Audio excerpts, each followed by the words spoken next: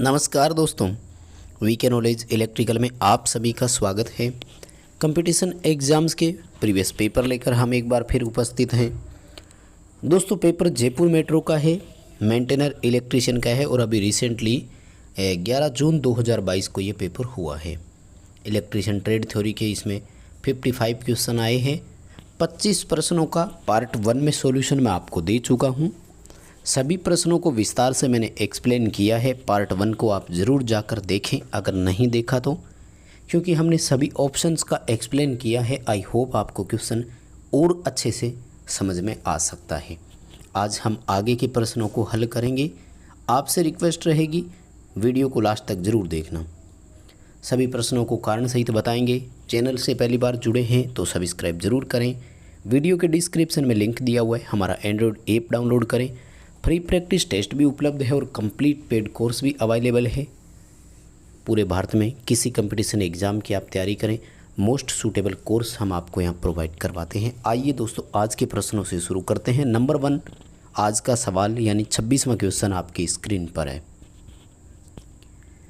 एक ट्रांजिस्टर में सिरों का नाम क्या होता है? अच्छा दोस्तों, मैं बता दूं आपको, हिंदी इंग्लिश वाले भी बच्चे आएंगे तो मैं बता दूं आपको, जैसा हमें क्वेश्चन पेपर मिलता है हम वैसा ही प्रोवाइड करवा देते हैं। अगर हिंदी का क्वेश्चन है तो हिंदी में और इंग्लिश का है तो इंग्लिश में।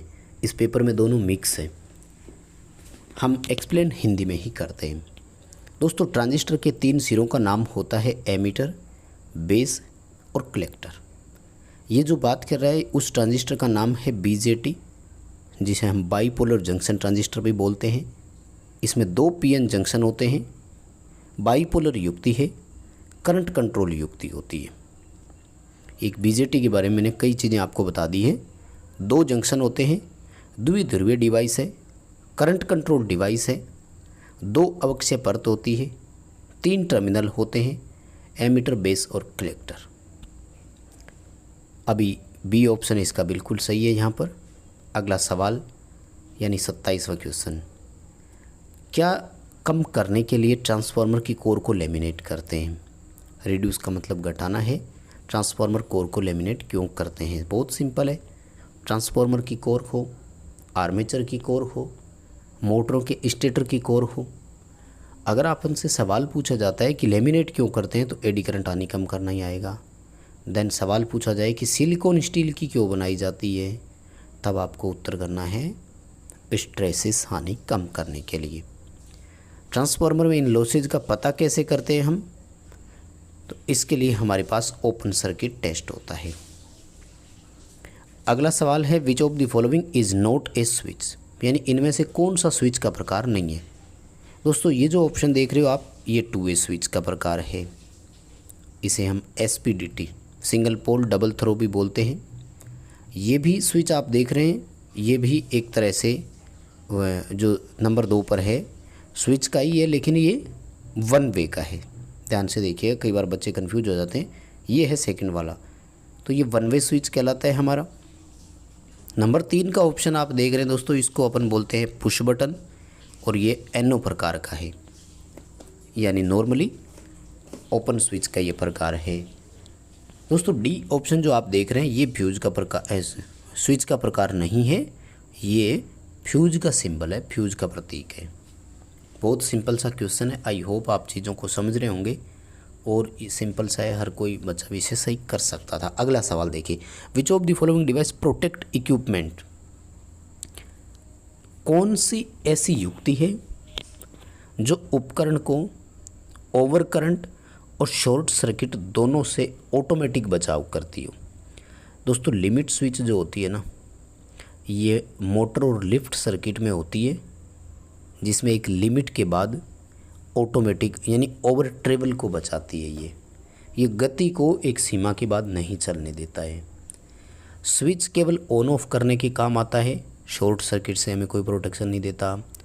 आइसोलेटर कोई सुरक्षा युक्ति है ही नहीं दोस्तों, ये हमेशा नो लोड कंडीशन पर ऑपरेट होता है। आइसोलेटर के लिए धारा विशिष्टता कोई ज़रूरत नहीं होती, यानी आइसोलेटर पर एकमात्र आइसोलेटर ऐसी डिवाइस है जिस पर कभी कोई करंट रेटिंग नहीं होती है, ना ही करंट रेटिंग लिखे जाने की आवश्यकता है, क्योंकि इसको हमेशा तब ऑपरेट करेंगे जब लाइन में कोई लोड नहीं हो, जब लाइन से कोई करंट फ्लो नहीं हो रही हो, जब लाइन बिल्कुल डिस्चार्ज हो यानी लाइन अनावेशित हो। फ्यूज आएगा, बहुत सिंपल क्वेश्चन है, लेकिन हमने चारों चीज़ें आपको बताई है, आप समझ गए होंगे। लिमिट स्विच दोस्तों NC होते हैं और बाद में ये NO बना देते हैं तो वो सर्किट कट जाता है। डी उत्तर फिलहाल के लिए अपना यहाँ सही रहेगा बिल्कुल। अगला क्वेश्चन है, घरेलू वायरिंग में कौन सा सुरक्षात्मक उपयोग में लेते हैं, तो MCB है। छोटा क्वेश्चन है लेकिन काफ़ी इम्पोर्टेंट क्वेश्चन है, क्योंकि हर एग्ज़ाम में आया है, बहुत एग्ज़ाम में आया है। ओवरऑल जयपुर मेट्रो का पेपर ऐसा था कि जिन बच्चों ने साल भर से तैयारी की हुई थी तो वो आई होप कि अपना बहुत बेहतर वहाँ पर दे पाए होंगे। सी उत्तर आएगा, MCB घरों में काम में लेते हैं। अगला सवाल पूछ रहे हैं, कहते हैं कि अगर इंडक्शन मोटर में हम स्लॉट की संख्या बढ़ाएंगे तो क्या होगा। ये बहुत सिंपल क्वेश्चन है दोस्तों, मोटर की ओवरलोडिंग कैपेसिटी जो है वो बढ़ जाएगी, क्योंकि स्लॉट की संख्या जितनी ज़्यादा होगी टॉर्क उतना ही बढ़ेगा। सेम जैसे अल्टरनेटर में अगर स्लॉट की संख्या बढ़ती है तो EMF बढ़ेगा, इंड्यूस EMF जो है वो बढ़ता है।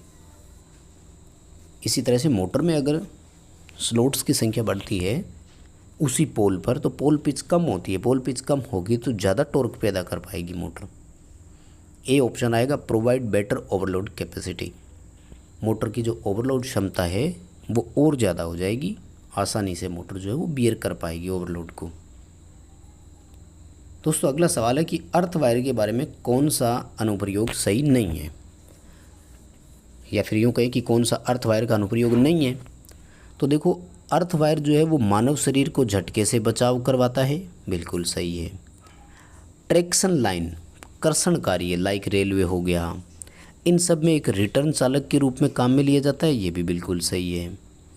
और दोस्तों टावर्स वगैरह जो है उनको तड़ित से बचाव करवाता है, ये भी ठीक है।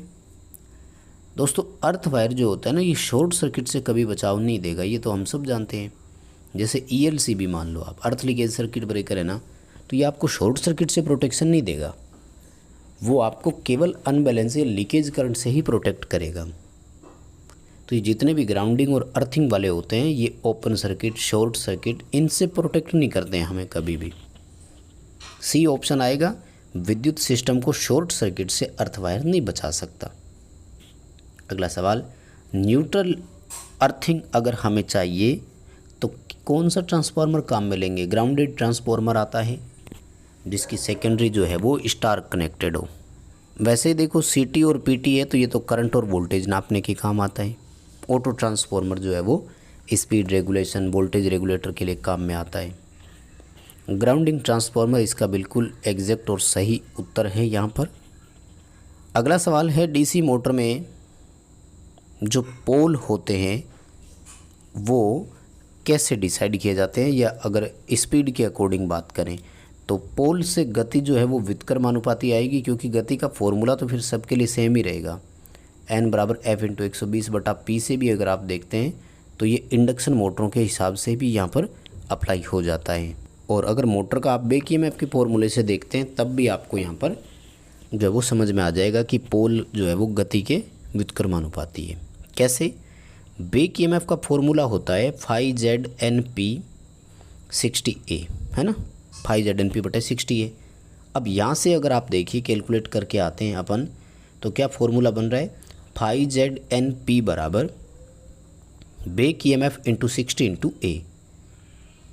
जब आप यहाँ पोल रख लेते हैं तो देखिए क्या फॉर्मूला बनेगा, φZ और N, तो पोल और गति में व्युत्क्रमानुपाती का संबंध है।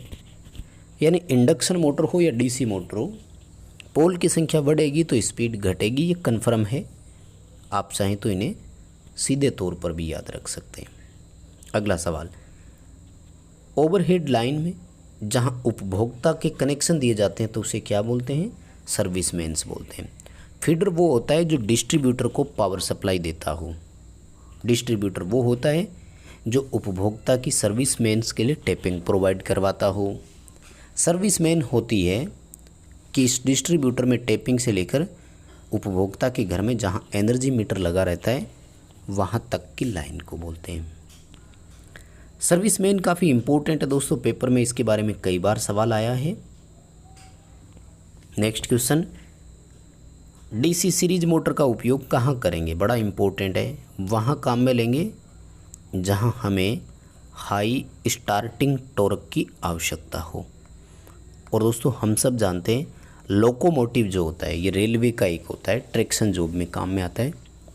ठीक है, लोकोमोटिव में डीसी सीरीज मोटर होती है। Tramway, railway, locomotive, traction job, खिंचाव कार्य जितने भी है उन सब में डीसी सीरीज मोटर होती है। हाई स्टार्टिंग टॉर्क इसका होता है और इसका कारण जो है वो ये कि डीसी मोटर का टॉर्क आर्मेचर धारा के वर्ग के समानुपाती होता है। अगला सवाल है कि कंड्यूट जो है वो किस वोल्टेज लेवल तक काम में लिया जा सकता है? दोस्तों कंड्यूट एक पाइप वायरिंग का प्रकार होता है। जनरली लो और मीडियम वोल्टेज तक ही काम में लेते हैं। 250 से लेकर 600 वोल्टेज तक हम कंड्यूट पाइप वायरिंग को भी यूज कर सकते हैं। ए ऑप्शन के साथ ही जाएंगे। 250 से 600 के बीच में अगर वोल्टेज रेंज है तो हम कंड्यूट का उपयोग जो है वो कर सकते हैं। अगला क्वेश्चन देखिए दोस्तों, ये काफ़ी इंपॉर्टेंट और अच्छा क्वेश्चन है। निम्न में से कौन सा एक रोटेटिंग ट्रांसफॉर्मर है? अब रोटेटिंग और ट्रांसफॉर्मर, कई बच्चों का दिमाग यहाँ ख़राब हो गया होगा कि ट्रांसफॉर्मर में तो कोई रोटेटिंग पार्ट होता ही नहीं है। नहीं दोस्तों, यहाँ सवाल ये पूछा जा रहा है कि निम्न में से कौन सी डिवाइस ऐसी है जो एक घूर्णन ट्रांसफॉर्मर है, यानी उसका वर्क जो है वो तो ट्रांसफॉर्मर के जैसा है लेकिन उसमें पार्ट जो है वो रोटेट वाला भी है। माय डियर, ये होती है इंडक्शन मोटर, क्योंकि इंडक्शन मोटर और ट्रांसफॉर्मर दोनों का कार्य प्रणाली सेम होता है। दोनों म्यूचुअल इंडक्शन के सिद्धांत पर काम करते हैं। दोनों में स्टैटिक इंड्यूस ईएमएफ होता है। फैराडे के विद्युत चुम्बकीय प्रेरण नियम के अनुसार ईएमएफ दो तरह का होता है, स्टैटिक और डायनेमिक, गतिज और स्थितिक। एसी और डीसी जो जनरेटर्स होते हैं उनमें गतिज ईएमएफ होता है। मोटर और ट्रांसफार्मर में स्टैटिक ईएमएफ होता है, स्थिर ईएमएफ होता है। सी ऑप्शन के साथ ही जाएंगे, इंडक्शन मोटर सही रहेगा।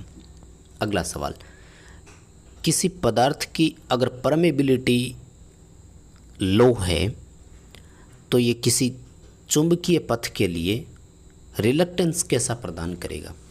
दोस्तों परमेबिलिटी एक तरह से चुंबकीय चालकता ही होती है पदार्थ का।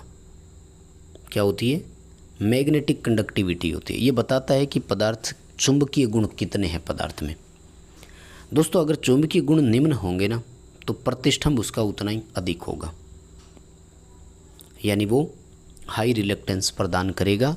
लीकेज फ्लक्स की मात्रा अधिक होगी, या फिर यूँ कहें कि फ्लक्स प्रवाह में बाधा जो है वो अधिक उत्पन्न होगी। अगर परमेबिलिटी लो है तो रिलक्टेंस हाई होगा, क्योंकि परमेबिलिटी एक तरह से चुंबकीय चालकता का गुण बताती है उसे। जिस तरह से इलेक्ट्रिकल कंडक्टिविटी होती है ना, परमेबिलिटी वैसी होती है। अगर विद्युतीय चालकता निम्न है तो प्रतिरोध उच्च होगा कि नहीं? अगला सवाल, यदि ट्रांसफॉर्मर रेशियो का मान इकाई से अधिक है तो सेकेंडरी और प्राइमरी टर्न में क्या समझ? अच्छा, पहली बात तो क्या बच्चे इसको समझ नहीं पाते हैं कभी भी। दोस्तों याद रखें, ये यूँ कह रहा है कि रेशियो का आपका जो मान आया है वो मान 1 से अधिक है। मैं आपको देसी भाषा में बताऊं कि जिसकी तरफ ये निशान का मुंह खुलता है ना वो वैल्यू अधिक मानी जाती है। वो ये कह रहा है कि जब आपने यहाँ के का मान निकाला जो कि n2/n1 से निकलती है, तो ये वैल्यू जो है वो 1 से ज़्यादा आई है। 1 से ज़्यादा आने का मतलब है हो सकता है ये वैल्यू 1.5 आई हो सकता है 2 आया हो। मतलब सिचुएशन या शर्त साफ है कि सेकेंडरी का टर्न जो है वो प्राइमरी की अपेक्षा अधिक है, सेकेंडरी के वोल्टेज प्राइमरी की अपेक्षा अधिक है और सेकेंडरी की करंट प्राइमरी की अपेक्षा कम है। इतने सारे गुण हैं, आप 3 गुण याद रख सकते हैं, ठीक है ना। यानी n2 जो है वो n1 से ज़्यादा है, आपको ये उत्तर यहाँ पर करना है ना। चलिए दोस्तों, आज वक्त की कमी के साथ एक बार आपको इतना ही करवाएंगे। बचे हुए 15 क्वेश्चन आपको पार्ट 3 में जल्द ही करवा दिया जाएगा।